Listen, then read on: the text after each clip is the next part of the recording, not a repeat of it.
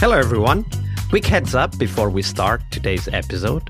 The Global Agile Summit is happening on May the 4th. Yes, May the 4th, and even with a big blowout Star Wars party, you have to join.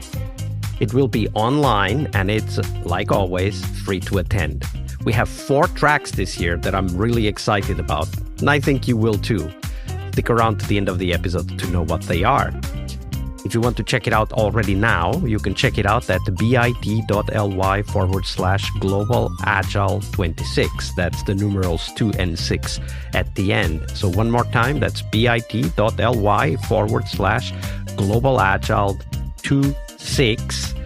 All one word, all lowercase, and 2 and 6 are the numerals 2 and 6. So stick around till the end of the episode and I'll tell you what's in store. But for now, on to today's episode.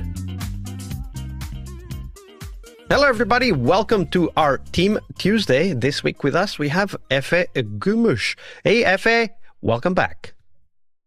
Hey, Vasco. It feels good to be here again. So absolutely. And let's dive into some of those stories that you have to share. But before we talk about the team that self-destructs, tell us, what was the book that most inspired you in your career as a Scrum Master?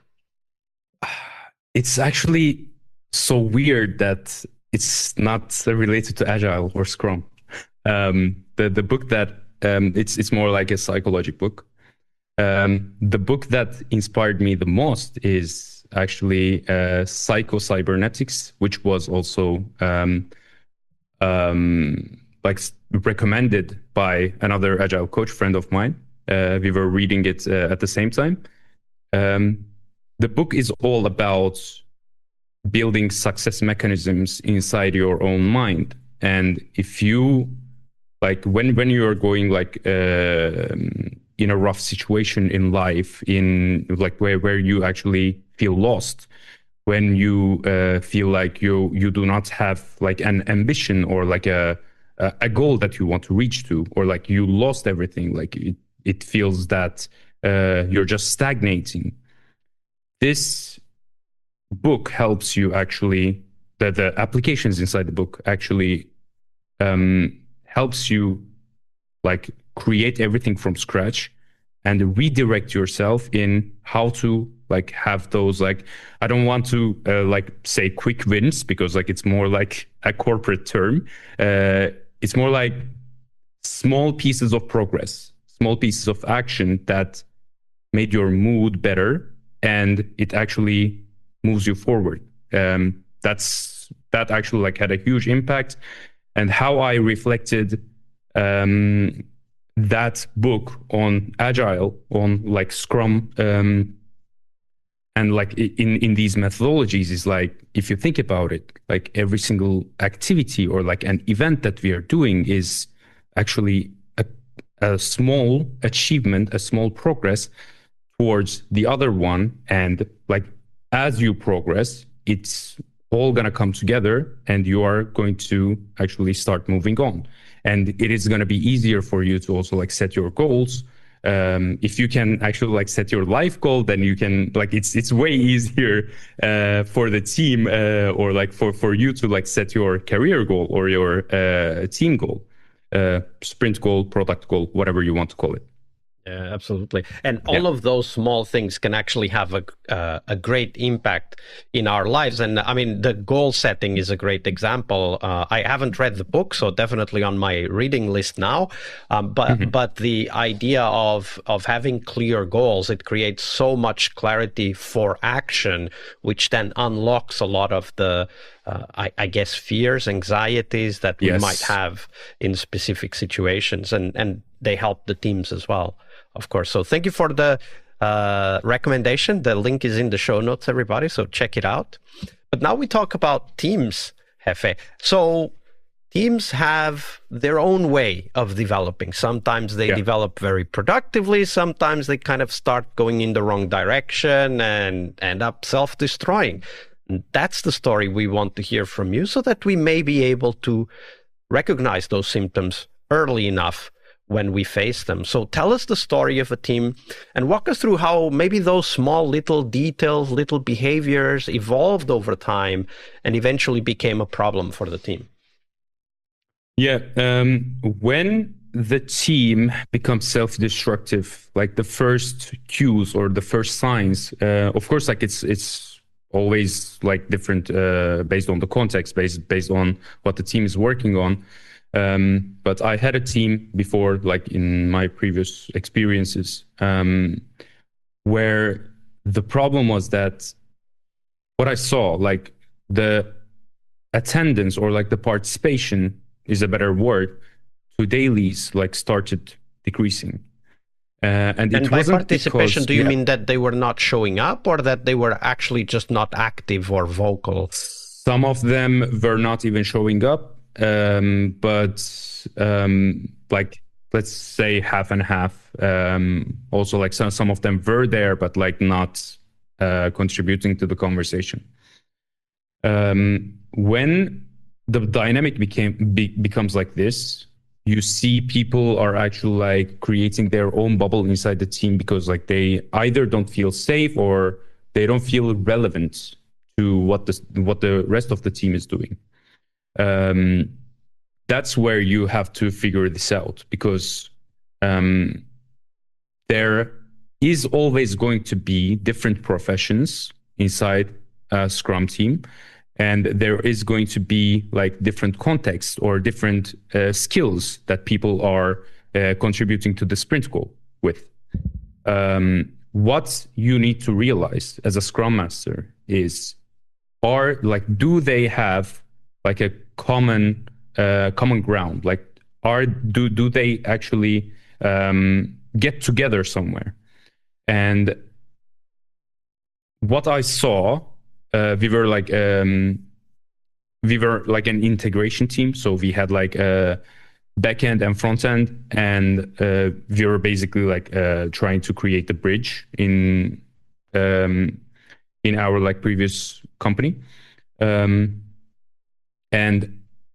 we were also undergoing a microservice transformation. So we were working on legacy components. We were working on a monolithic environment, a different one, and we were working on microservices. And if you do all these at once, you are going to see members having their own little projects throughout the timeline and not going to have that team spirit that we are talking about. So you're saying that there was a lot of work going on. Okay, that's true for most teams anyway. But that the work was divided into specific individual contributions. Yes, exactly. Okay, so when people got to the daily, they were like, okay, what others are saying doesn't really affect me, so why should I listen to it? Yeah. So what did that lead to? That lower participation in the daily being kind of one of the symptoms. What did that lead to? It actually, like, daily Scrum became a status update event, or like a meeting, if you want to talk about it. Also, the time of the daily Scrum is like increasing tremendously, because think about this: if people do not know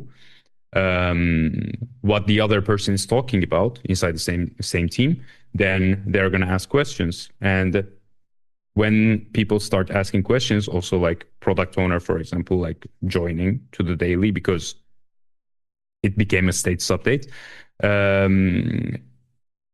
Yeah, like it just like becomes longer and longer. Sometimes we had like 30 minutes, sometimes we had 1 hour, basically like changing into a refinement session. It led to that. The team performance also, the motivation also drops because people get bored and they're basically wasting their time there. Or if they are not, at least they feel they are. Exactly. Even if they don't, like, they are going to have this like. So how did that affect the team, right? I can imagine people being kind of disengaged, kind of working on my own stuff versus collaborating as a team. What was the consequence for the team later in that timeline? Yeah, honestly speaking, like it was actually near COVID also. Honestly speaking, when I first joined the team, it was a super interactive and dynamic environment. Everyone was just like constantly talking about every like about their problems. Like they were asking for help. Everyone's was just like leaving their desk, like going to someone else's, and like they were collaborating together. And once these things started to happen, everyone became a little more individualistic. Like there a was no silo, communication, right? like a silo inside the team. And the worst part was there was no one also having informal conversations.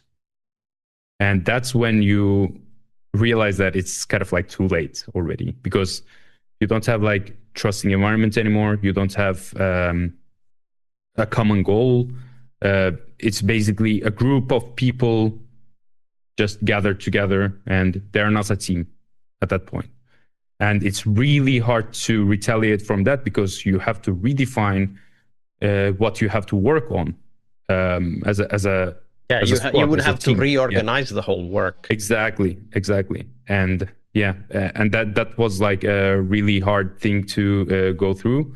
And after COVID, like we all started working from home, and like everything became way worse because yeah, there was no communication Then there at was all. no interruption to the pattern. Exactly. Yeah, that's a very telling story. And something that maybe I can take away from this story is this idea that the daily meeting is a great radar for the spirit, the motivation, the collaboration levels in the team. And that when we pay attention to that daily collaboration, the daily stand-up collaboration, you know, how interactive it is and what we are talking about, are people bored or are they engaged, and so on. When we pay attention to that, we get an insight into other dynamics, which you describe as, you know, the work is being split into individual person tasks and so on, right? Like, and that is, I think, for us, a great tool as Scrum Masters and Agile coaches to assess the state of a team by just looking at how they run their daily meetings and what's the level of interaction and energy in the daily meeting. Exactly. Great story. Thank you for sharing that with us, Efe. Thanks a lot for hearing, actually. Hi there, friends. Thanks for sticking around till the end of the episode. So let me tell you what's coming. On May 4th, we're running the Global Agile Summit. It will be online, and I want you there. This year, we have 4 tracks, and each one is built around real conversations with practitioners. No slides, no keynote theater, just honest interviews with people doing the work, just like you. The first track is AI in organizations, where practitioners show what actually works. No hype, just AI that makes your Monday better. Happy Monday, everybody. And then we have the people track, honest conversations about putting humans at the center of how we work and keeping them there. And third is Agile in construction. And yes, I really mean brick and mortar construction. Lean and Agile actual job sites. Field leaders removing waste, teams transforming how buildings get built. Stay tuned for what I think will be a super track on Agile in construction. And the fourth track is Agile in gaming, how game studios ship without burning out. Agile inside the creative pressure cooker. Over the years, we've had more than 12,000 participants since 2017, the time of the first summit organized with the podcast. And this year, we're making it easier than ever to join. You can register for free and get access to the summit sessions live during the event week. That's May 4th to May 6th. Or you can grab the practitioner pass and get immediate access to last year's keynotes from Jürgen Appelo, Gojko Adzic, and Mirete Kangas. Right now, even before the summit starts. So grab your practitioner pass and start learning today. Head on over to bit.ly/Global Agile 26. That's 26, the numerals 2 and 6. Sign up, and I'll see you on May the 4th. And one more time, here we go, bit.ly/Global Agile 26. All lowercase, all one word, and 26, that's the numeral 2 and the numeral 6. I'll see you on the conference floor.